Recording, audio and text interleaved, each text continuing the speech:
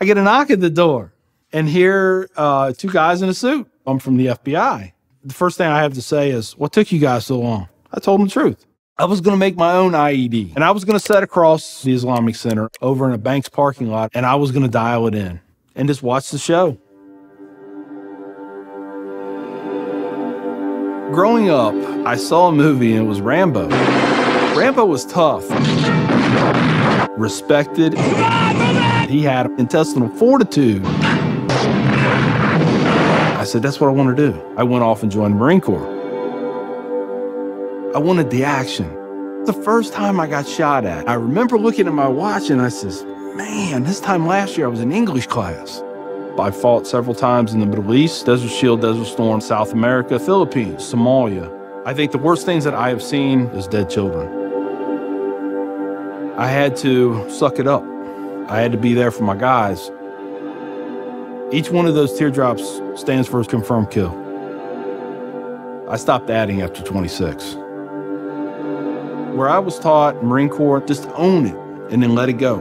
But there comes a time when there's too much of that and you can't turn it off anymore. I want you to give me a window into your state of mind at that time.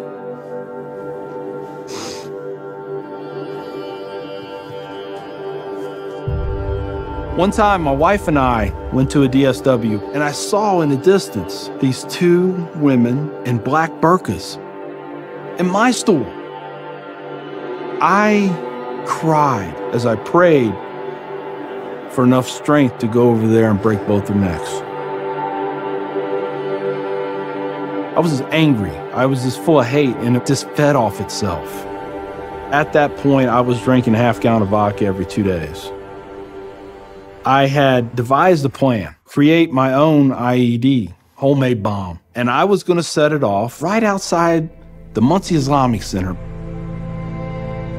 200 plus killed or injured. That was the plan. I saw an opportunity to do one last thing for my country. This was my rationale. I knew I would end up in a federal prison with a needle in my arm. I didn't care. My hatred of Islam, it was the only thing that was keeping me alive. So one day my daughter comes home, second grade maybe. She was telling me about this little boy who sat across from her. His mom came to get him. She said she had scarves on her and she had a dress all the way down to her feet and you couldn't see her on nothing but her eyeballs. At that point I snapped, started spewing things out of my mouth that should never be said in front of children or anything. She didn't say anything. It was the look on her face. I remember my daughter looking at me like I was absolutely the craziest person on the face of the earth. She was my little buddy. She used to say we were road dogs. I know I saw it in her eyes. I made her question that love. And that's when the light bulb came on. I decided to give the people of this community one more chance. So I went to the Islamic Center. See a gentleman in the shoe room taking off his shoes. He looks at me and he smiles.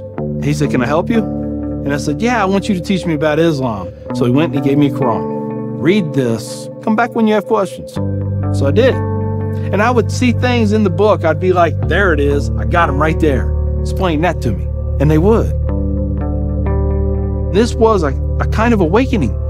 Long story short, 8 weeks after that first day I stepped into the Islamic Center, I became a Muslim.